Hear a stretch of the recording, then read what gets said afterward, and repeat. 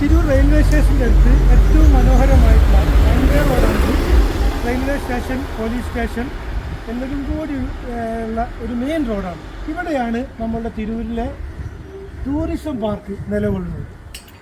ഈ ടൂറിസം പാർക്കാണ് നമ്മൾ ഇന്നത്തെ വിഷയത്തിൽ നിങ്ങളെ മുന്നിലേക്ക് കൊണ്ടുവരുന്നത്. അത്രയും മനോഹരമായി എല്ലാവിധ വർക്കും കഴിഞ്ഞ ഒരു പാർക്കാണിത്. പക്ഷേ വേണ്ടത്ര ശ്രദ്ധയില്ലായ്മയോ കോൺട്രാക്ടർമാരുടെ മോണിറ്ററിങ് ഇല്ലാത്തതോ എന്താ അറിയില്ല, ഇപ്പോൾ ഇത് ഒരു അനാഥ പോലെ നിൽക്കുന്നു. അപ്പോൾ ഈ ഒരു സ്ഥലമാണ് നമുക്ക് ഇനി അടുത്ത ലെവലിൽ ഏറ്റവും ഉപയോഗപ്രദമായ രൂപത്തിൽ മാറ്റിയെടുക്കേണ്ടത്. അത് വിസിറ്റ് ചെയ്യാൻ വന്നതാണ്. അപ്പോൾ നമുക്കറിയാം, ഇങ്ങനെ ജനങ്ങൾ കാഴ്ചക്കാരില്ല, കാവൽക്കാരാണ്. DLP പരിപാലന കാലാവധി എനിക്ക് 2022 മുതൽ 29/5/2025 വരെ ഈ കാലാവധി ഉണ്ട്. അപ്പോൾ കോൺട്രാക്ടർ ബഷീർ അവരുടെ നമ്പറുണ്ട്, ഫോൺ എടുക്കണില്ല. അതോടൊപ്പം തന്നെ അസിസ്റ്റൻ്റ് എഞ്ചിനീയർ അവരുടെ നമ്പർ ഫോൺ എടുക്കുന്നില്ല. ഫ്രീ നമ്പർ അത് എന്നോ പോയും ചെയ്തിട്ടുണ്ട്. അപ്പോൾ ഇത്രയും നല്ല ഒരു പവർഫുൾ ആയിട്ടുള്ള ഇത്രയും സൗകര്യങ്ങൾ തിരുവനന്തപുരത്തെ ആളുകൾക്കൊന്ന് ഇരിക്കാൻ, അവർക്ക് എൻജോയ് ചെയ്യാൻ വേണ്ടി ഇത്രയും നമ്മൾ നല്ലൊരു സെറ്റപ്പിൽ ഇതിനെ ശരിക്കൊന്ന് നല്ല രൂപത്തിൽ നമ്മളൊന്ന് മെയിൻറ്റെയിൻ ചെയ്ത് കൊണ്ടുവരികയാണെങ്കിൽ ഇത്രയും ആളുകൾക്കും കുട്ടികൾക്കും അതൊക്കെ അറിയാം. ഇപ്പോൾ ഈ കുട്ടികൾക്കൊന്നും ശരിക്കും ഇരിക്കാനൊന്നും തരില്ല. ഇവിടെ ലൈറ്റുകളൊക്കെ ഓണാക്കിയിട്ടുണ്ട്. ഇതൊക്കെ ഓഫാക്കിയിട്ട് കഴിഞ്ഞാൽ സ്വാഭാവികമായിട്ടും മുനിസിപ്പാലിറ്റിക്കും ഒരു നല്ലൊരു വരുമാനമാണ്. അപ്പോൾ ഇതിന് ഇത്രയും മനോഹരമായിട്ടുള്ള ഈ സ്ഥലത്തെ പൂർണ്ണമായിട്ടും നമ്മൾ ഉപയോഗപ്രദമായിട്ട് അതിന് എന്താണോ നമ്മൾ ബോർഡിൽ എഴുതി വെച്ചുകൊണ്ട് കാര്യം പ്രാവർത്തികമാക്കുമ്പോഴാണ്.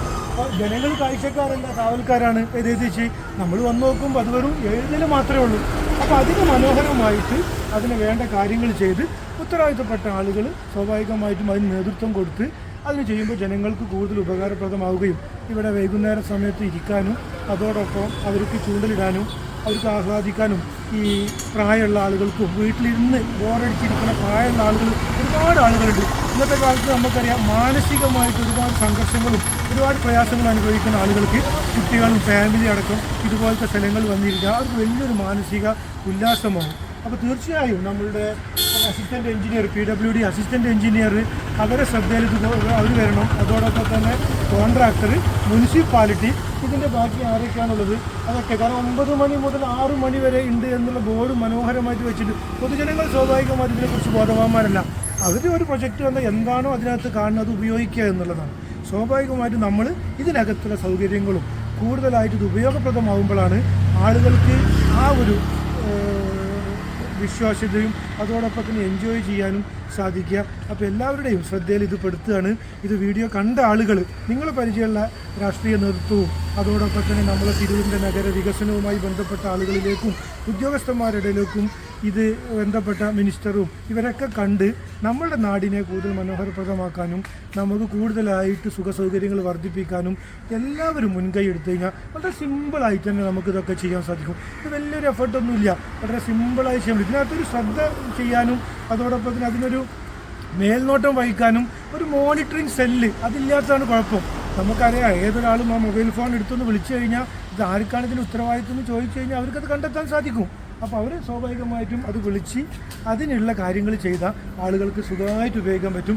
ഇത് നശിച്ചു പോവാതെ ജനങ്ങൾക്ക് നമ്മൾ ജീവിച്ചിരിക്കുമ്പോൾ തന്നെയാണ് നമുക്കിതൊക്കെ കിട്ടേണ്ടത്. അല്ലാതെ ഏതെങ്കിലും ഒരു പ്രൊജക്റ്റ് ഏതെങ്കിലും ഒരു കാലത്ത് വരിക അതിനു വേണ്ടി കാത്തിരിക്കുക എന്നുള്ളതല്ല. നമ്മളുള്ള പ്രൊജക്റ്റുകളും ഉള്ള സൗകര്യങ്ങളെയും മാക്സിമം ഉപയോഗിക്കുമ്പോഴാണ് നമുക്ക് എന്ത് ചെയ്യാൻ പറ്റുക, അത് നമുക്ക് ആഹ്ലാദിക്കാൻ സാധിക്കുക.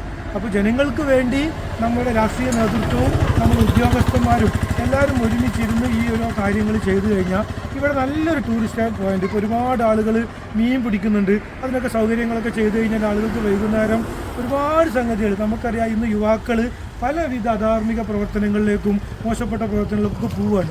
അപ്പോൾ ഇങ്ങനത്തെ സൗകര്യങ്ങളൊക്കെ ചെയ്തു വെച്ചാൽ ഫാമിലി ആയിട്ട് വന്ന് അവർക്ക് എൻജോയ് ചെയ്ത് മുന്നോട്ട് പോകാൻ സാധിക്കും.